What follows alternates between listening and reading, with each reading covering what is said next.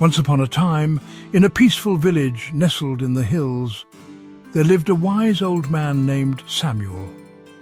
He was known throughout the village for his deep understanding of the Bible and the way he lived his life by its teachings. People often came to him seeking guidance on how to live a good and meaningful life. One day, a young man named Eli approached Samuel. Eli was eager to learn, but he felt overwhelmed by the many stories and teachings in the Bible.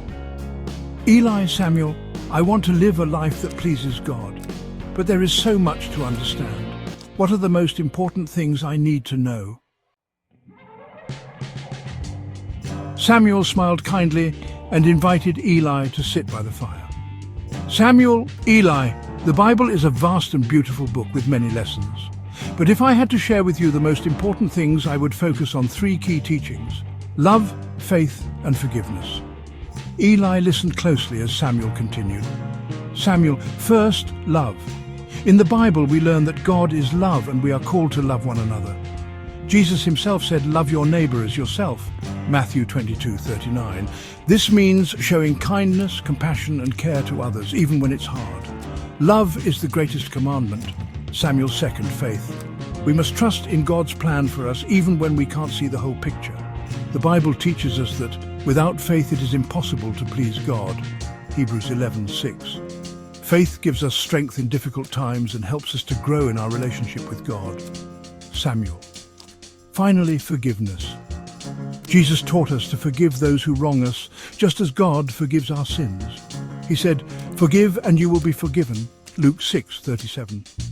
Forgiveness frees our hearts from bitterness and helps us to live in peace with others. Eli thought about these teachings for a long time. Eli, thank you, Samuel. I now understand that the Bible calls us to live with love, faith, and forgiveness. These are the things that truly matter in life. From that day forward, Eli tried his best to live according to these principles. He loved others, trusted in God, and forgave those who wronged him. Over time, he became a shining example of the teachings of the Bible, and the village was a better place because of his example. And so the lesson of the story is this: in the midst of all the wisdom found in the Bible, the most important things are to love one another, have faith in God, and forgive. These are the foundation of a life that pleases God and brings peace to the world.